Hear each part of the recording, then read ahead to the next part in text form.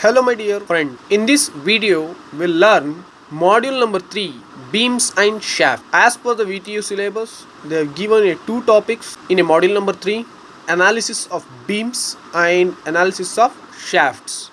We have a part A, analysis of beams, introduction to a beams and shaft, Hermite shape function for beam element. We need to drive the shape function for a beam element, potential energy functional for beams, derivation of stiffness matrix for beam element, load vector due to traction force, and numerical problems using direct stiffness method, elimination method. We are using only elimination method. How many types of problems you'll solve on a cantilever beam, simply supported beam, stepped beam? On these beams we are applying the point load and uniformly distributed load. We are solving the problems. These are the types in a part A, and these are the theory which we'll learn. 6 bits are there in a part A, and part B of module number 3, analysis of shafts, formulation of shaft.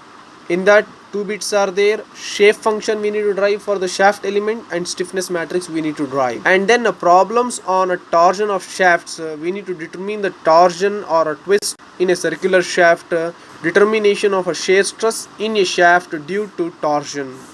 These are the 2 types of problems we'll learn in a analysis of shaft. First, he has stated an introduction to a beams and shaft in a given problem, which will learn a part A. What is mean by a beam? It is a structural member that primarily resists the load applied laterally to the member's axis. Its mode of deflection is primarily by a bending. First type of deflection we are well known in a mechanics of material. We have solved the problem and we have learned design of machine element number 1. There we have learned a complete concept of the beams. In a semester 1 you have studied a civil engineering subject. In that you have very well known of about this statement of a beam element. Generally we will say laterally applied load called as a transverse load. Beam has a significant bending, gives transverse displacement and rotations. Each node has a 2 degrees of freedom. We are considering each node 2 degrees of freedom. That means 1 degrees of freedom, that is a transverse displacement, another rotation we have at each node. 2 types of displacements are there. Transverse displacement V we are representing 1 type of degrees of freedom. Second type of degrees of freedom, rotational effect on a beam element theta. Applications of these beams are a buildings and towers. We will use in a buildings and towers, bridges and tunnels. We are using a beam. And what is mean by a shaft element? Shaft, it is a rotating machine element, usually circular in cross section, which is used to transmit power from one part to another, or in the other sense how we'll define, from a machine which produces the power to a machine which absorbs power. Machine is produces a power for another type of a machine to absorb that to give a some work. The various members such as pulley and gears are mounted on it. Such type of element is called as a shaft element. Now we'll go with that part A, module number 3, part A, beams. How we'll define the beam? It is defined as a long structural member whose cross-sectional dimensions are relatively smaller than its length. Beam are commonly subjected to transverse loading, or we'll say a lateral loading, and produce significant bending moment. The deformed shape of a beam is described by a transverse displacement or vertical deflection and a rotation called slope of the beam.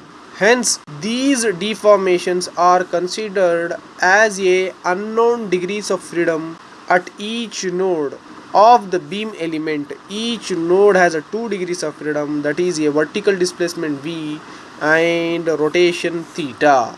Now the topic first I have chosen to cover as a potential energy functional for beam element. We need to drive the potential energy functional for a beam element. I'll consider a beam element which is subjected to a point load, uniformly distributed load, has a length L, bending moment M, and a elemental length dx we have taken.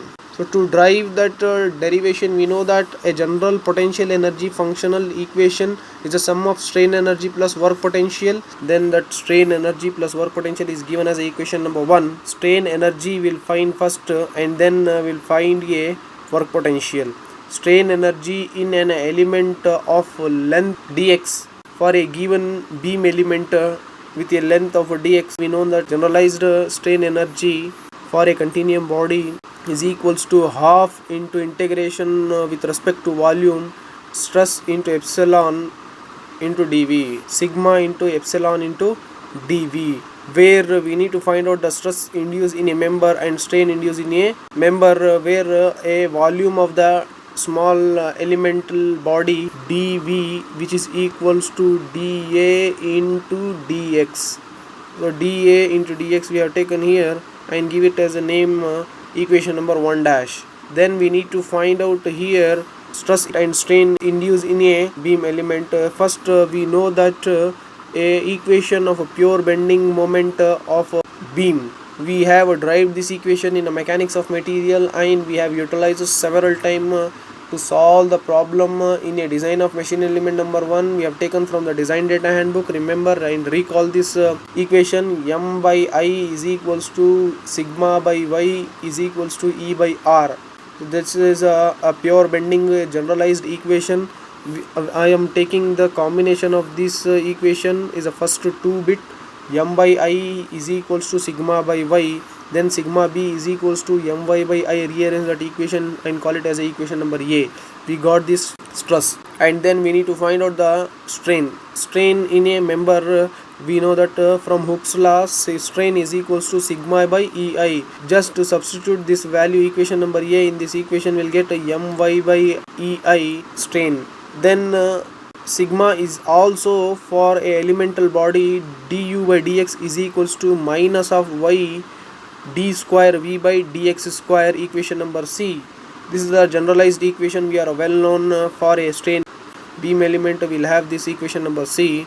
So these are the parameters you substitute in this equation number 1 dash. We will get a equation number 1 dash is equals to half into integration of sigma is my by I, epsilon strain is equals to my by EI A into dx as it is we have taken.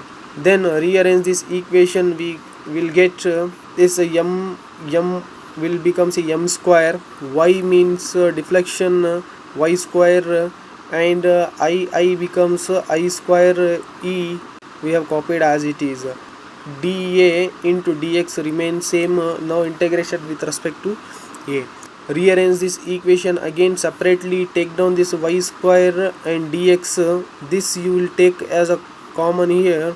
Integration of y square dx is equals to I mass moment of inertia about to neutral axis. We have this one, just we have replaced this value here in terms of a I. We know that equation and you have did this in a civil engineering. You got this idea and you have derived this equation in a semester 1 or 2 based on your cycle. Then strain energy half into integration of dx with respect to limits LE m square EI. I square will goes it becomes just I. Then rearrange this equation. M square in a denominator I square becomes just I into dx. Call it as a equation number 2. This is the strain energy what we have in terms of a generalized equation. Now we know that strain epsilon is equals to my by EI. Epsilon is equals to minus of y d square v by dx square. Equate this equation number A and C. We will get a here equation number B and C. My by EI. We need to find out this value. My by EI is equals to minus of y d square v by dx square. Then we have a m value here, that m is equals to minus of ei. Just we have taken this one in this side, y get cancelled, into d square v by dx square, equation number 3. Then square on both side for equation number 3, we will get this m square. Then m square is equals to minus of ei d square v by dx whole square. This becomes positive. Then e square I square into d square v by dx square whole square. Then this m square value put in equation number 2, we will get, when you will substitute that value here, this 1 by ei we have taken as similar that, and this 1 by 2 we have taken similar. Only m square we have substituted this value here into dx. After substituting that value, we have this equation 1 by ei square we have here, square will get cancelled, ei remains same, d square v by dx square whole square into dx. Then we have ei will take common, 1 by 2 ei, limits tends to, we have a length of the element from 0 to length l, 0 to l. This will, as it is, we have taken d square v by dx square into whole square into dx. Call it as equation number 4, and this is call it as any strain energy of the beam element. Then this value you substitute in the equation number 1. In this equation number 1, we will get the pi value, work potential we known very well, we have derived in a Rayleigh-Ritz method several times. A total potential energy functional pi of the beam is equals to strain energy half into ei integration of 0 to l square v by dx square whole square into dx, minus of integration of 0 to l p naught v dx. So this load I have given, recall that tabular column which I have given in a formula list in a chapter number 1, module number 1, introduction to FEA. In that we have solved a Rayleigh-Ritz method and Galerkin method problems by using energy method we have solved. In that I have given even a tabular column with respect to different types of loading condition. The equation we have this, and substitute the same equation here. We have for a distributed load P naught, we have that equation, and for a point load, for a bending moment. 3 loads are there, 3 types of different loading conditions for a beam element that will affect with respect to the work potential. Then that work potential due to a uniformly distributed load which is equals to integration of 0 to L P naught V dx. Due to point load, the work potential which is equals to sum of the all point load. Summation means why we have taken the summation, maybe a numbers of loads has been applied on a beam.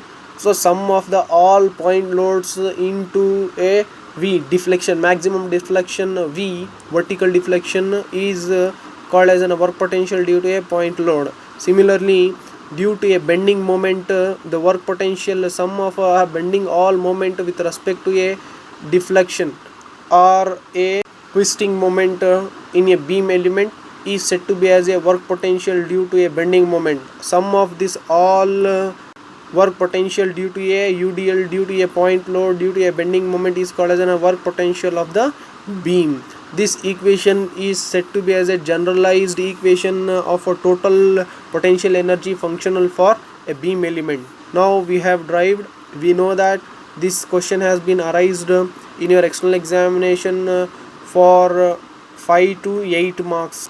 Derive a potential energy functional for a beam element by using energy method.